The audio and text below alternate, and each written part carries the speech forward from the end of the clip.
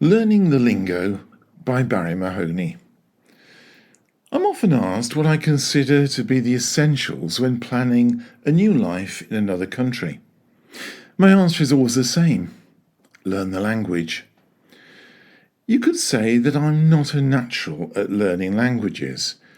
As an 11-year-old starting at my new grammar school in Lincolnshire, I was forced to learn a language that I did not like, a culture that I had no empathy with, and a country that I had no wish to visit.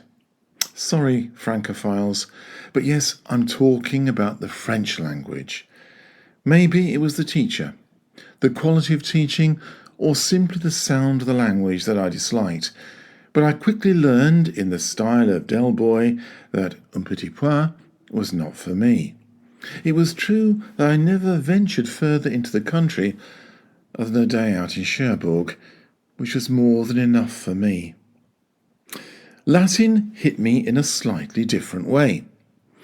Dead and dusty it may have been, but the subject was taught in a more effective fashion and with a degree of humour by my old headmaster.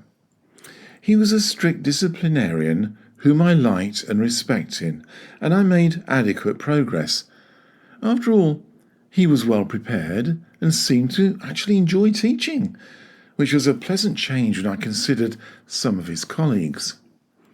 He made a dead language sound broadly entertaining, and the sounds that were uttered fell rather more easily upon my sensitive ears. However, I could see little point in the endless conjugation and chanting of those wretched verbs, and amo, amas, amans, and so on will forever ring in my ears. It was during one of my grumbles that I was told in no uncertain terms that I'd need the subject to become a doctor, vet, or pharmacist, or if I wished to apply for Oxford or Cambridge universities. I realised then that it would be of no use to me at all, as I had neither the academic prowess nor wish to follow the suggested career options. It was finally decision time. I'd already dropped Latin, as doing my best to avoid French, using a variety of means, of which I'd become quite a master. As I completed my 5th year at the school, I was told in no uncertain terms that I'd either had to take on another language, or it was an additional 2 lessons a week on the playing field. To me, the possibility of yet more hell on earth really was sufficient motivation to find another language very quickly. I hated the torment of rugby, cricket, and cross-country running that schools such as mine were so keen to encourage. German was an option, and eagerly followed by many of my peers as we entered the 6th form. However, it was not a nice language to listen to. It's far too guttural and makes sounds that I wouldn't really wish to make in polite company. I've only to hear a short passage of German opera to confirm that my decision not to learn the language was the correct one. Now, what about Italian? Oh, yes, a musical language that's one of beauty, sincerity, and where I was assured my Latin would come in useful. The only problem was that my school didn't offer it. The truth finally dawned. To be successful in life, I would need just 3 languages to conquer the world: English, Chinese, and Spanish. I reasoned that with these 3 languages, I could visit just about anywhere and do anything. My request for Chinese lessons was greeted with a stony-faced, disinterested stare from my housemaster before I was bawled out of his study for wasting his time. Undaunted, I decided to have a chat with one of the school secretaries, a charming young woman who rather liked me, I thought. A hurried whisper when a colleague disappeared into the stockroom soon revealed that Spanish lessons are off for the time being. This, I learned, followed an unfortunate incident between the newly appointed young Spanish teacher and the middle-aged gym master in the sports equipment cupboard the previous week. In those days, I was far too naive and polite to ask for further details, but I did have a vivid imagination. So Russian, it had to be. Russian? Yes, for an old-fashioned, established grammar school in the middle of Fenland, Lincolnshire, to be offering such a language did make several eyebrows shoot upwards, least of all my father's. Nowadays it would no doubt be considered cool, and it certainly brought many a conversation to a halt when announced, which I rather enjoyed. I was one of an elite group of 8 sixth formers who were encouraged to take it on as a 2-year option. It was my housemaster who told me the elite part of the deal. I now think he has been rather cynical, but I believed him at the time, although I do recall being surprised by his sudden concern and generosity. However, anything other than the sports field was a bonus, although given my track record in languages, it was a miracle that I managed to get on the course at all. Initially, it appeared that my school was pushing boundaries in offering Russian. After all, in those days, the Cold War appeared to be very much a threat to Western nations.